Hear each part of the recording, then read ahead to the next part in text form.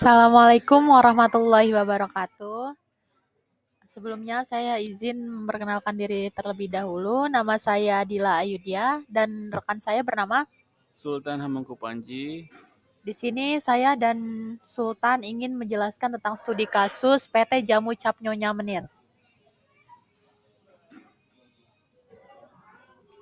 Jadi di sini saya akan menjelaskan latar belakang masalahnya dahulu.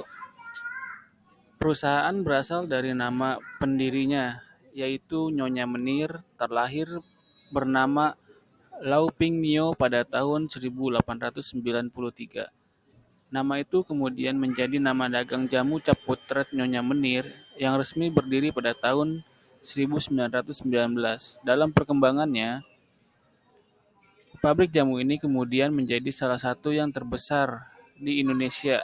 Perusahaan ini mengalami kemajuan pesat pada tahun 1990-an dengan merambah pasar internasional di mana produk jamu mereka dipasarkan ke 3 benua, yaitu benua Asia, Eropa, dan Amerika, dan ke-12 negara termasuk Malaysia, Jepang, Korea Selatan, Singapura, Taiwan, dan China. Namun, pada saat pangsa pasar berkembang, perusahaan Nyonya Menir juga mengalami krisis operasional, terutama pada tahun 1984 hingga 2000. Media pernah mencatat beberapa kali terjadi masalah pekerja dan pemogokan buruh yang terjadi pada tahun 2000 sampai 2001. Antara lain penuntutan pembayaran THR, pemogokan kerja, masalah HAM, dan demonstrasi. Selain itu, terdapat juga sengketa perebutan kekuasaan antara generasi ketiga hingga ke meja hijau.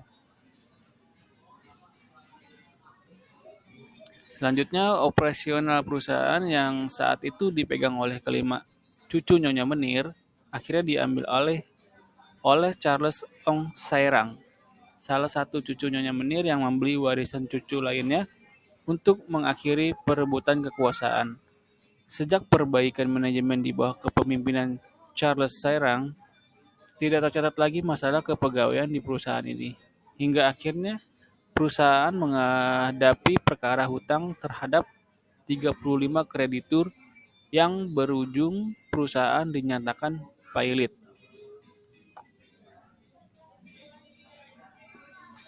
Lalu di sini ada analisis kasus masalah dari wawancara yang dilakukan oleh wartawan merdeka.com pada tanggal 5 Agustus. Ekonom senior Institute for Development of Economics and Finance (INDEF), Didik J. Rahbini menjelaskan bagaimana suatu perusahaan dapat mengalami kebangkrutan meskipun telah lama beroperasi. Salah satunya yang terjadi pada perusahaan jamu PT Nyonya Menir. Nyonya Menir lebih kepada korporasi yang tidak dapat menyesuaikan dengan perubahan yang sangat cepat. Jadi di Jepang dan di negara lain juga ribuan perusahaan pailit karena tidak mampu menyesuaikan diri, ujar Didik saat ditemui oleh wartawan merdeka.com di Gado-Gado Boplo, Jakarta, Sabtu, tanggal 5 Agustus. Didik mengatakan bangkrutnya suatu perusahaan bisa disebabkan ambisi yang ingin tetap memungkinkan, sehingga apabila dipaksakan malah akan memicu membengkaknya utang. Pailit kalau dia tidak bisa membayar utang dan tidak bisa membayar karyawan, tidak bisa membayar ongkos kos produksi. Karena itu produksi berhenti. Kalau diteruskan, produksi utang yang malah akan terus bertambah, jelasnya. Untuk itu, Didik menyarankan perusahaan harus jeli melihat kondisi operasional dan manajemen perusahaan. Selain itu, perusahaan juga harus cerdas dan mengikuti perkembangan zaman. Harus cepat menyesuaikan diri, tahu kondisi perusahaan bagaimana. Kalau Nyonya Menir katanya ada masalah keluarga. Saya tidak tahu pasti, karena itu urusan internal. Tapi yang pasti harus memahami kondisi yang ada, ukasnya. Konklusi, ada beberapa fenomena dalam kasus di atas, yaitu dimulai dengan adanya rentetan masalah operasional yang timbul seiring dengan meningkatnya usaha dan pangsa pasar PT Nyonya Menir, yang kemudian disusul dengan lahirnya sengketa keluarga yang menimbulkan berbagai kisruh internal. Keadaan tersebut memperburuk permasalahan operasional yang sedang dihadapi sehingga memicu krisis keuangan serta hukum yang sangat serius. Sampai pada akhirnya bermuara pada bencana dengan dijatuhkannya putusan pailit terhadap perusahaan.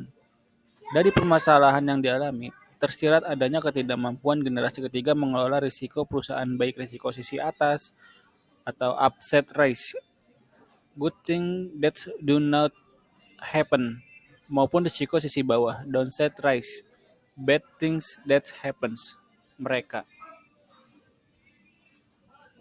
Di sini ada kegagalan mengelola risiko sisi atas.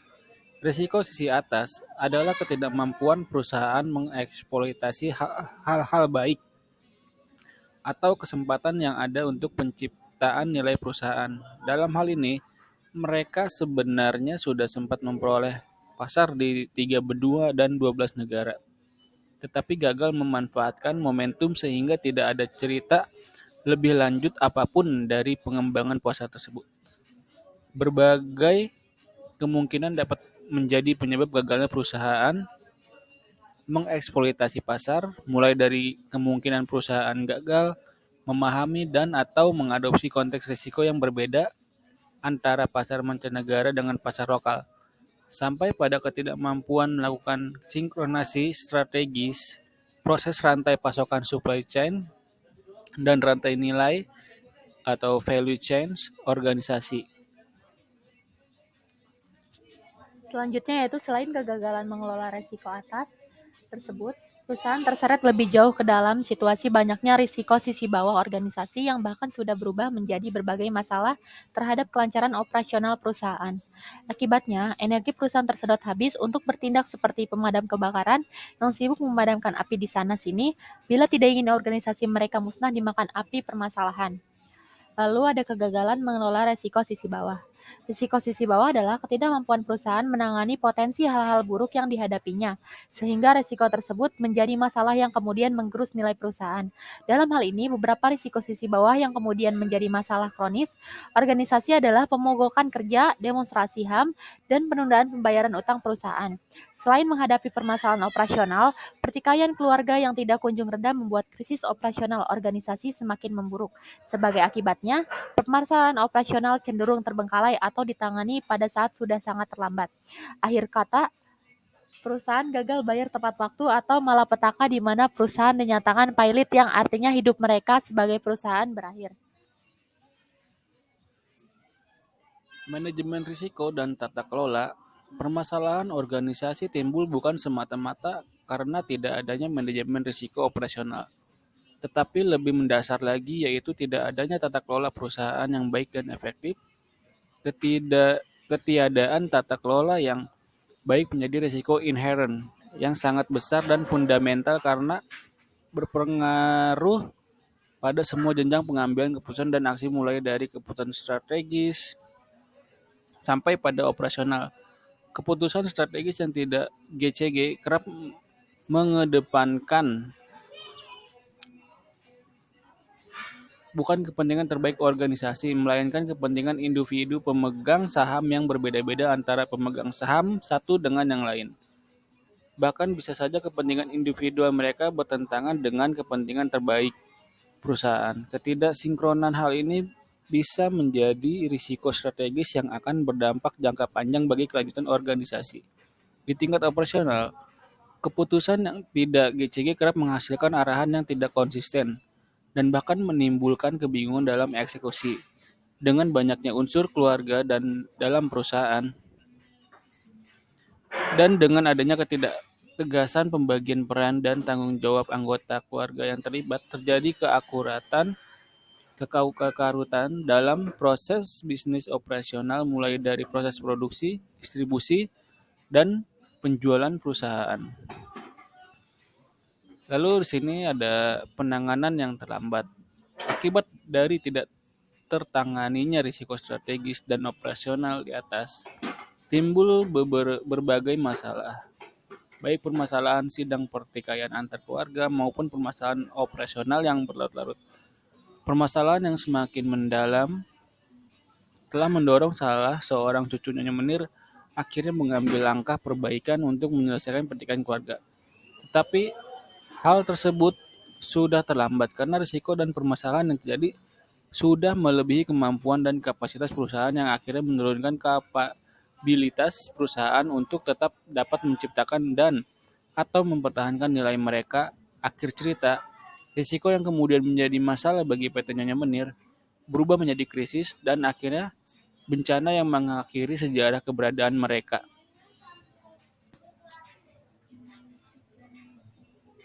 Kesimpulan di sini yaitu Nyonya Menir terlahir bernama Lau Pingnyo pada tahun 1893. Nama itu kemudian menjadi nama dagang jamu cap potret Nyonya Menir yang resmi berdiri pada tahun 1919. Dalam perkembangannya, pabrik jamu ini kemudian menjadi salah satu yang terbesar di Indonesia. Perusahaan ini mengalami kemajuan pesat pada tahun 1990-an dengan merambah pasar internasional di mana produk jamu mereka dipasarkan ke 3 benua, yaitu Asia, Eropa, dan Amerika, dan ke-12 negara termasuk Malaysia, Jepang, Korea Selatan, Singapura, Taiwan, dan Cina. Namun, pada saat pangsa pasar berkembang, perusahaan Nyonya Menir juga mengalami krisis operasional terutama pada tahun 1984 sampai tahun 2000. Operasional perusahaan yang saat itu dipegang oleh kelima cucu Nyonya Menir akhirnya diambil alih oleh Charles Ong Serang, salah satu cucu Nyonya Menir yang membeli warisan cucu lainnya untuk mengakhiri perebutan kekuasaan. Sejak perbaikan manajemen di bawah kepemimpinan Charles Serang, tidak tercatat lagi masalah kepegawaian di perusahaan ini hingga akhirnya perusahaan menghadapi perkara utang terhadap 35 kreditur yang berujung perusahaan dinyatakan pailit. Sekian presentasi kelompok dari kami. Jika ada kekurangan mohon dimaafkan. Billahi taufiq wal hidayah. Wassalamualaikum warahmatullahi wabarakatuh.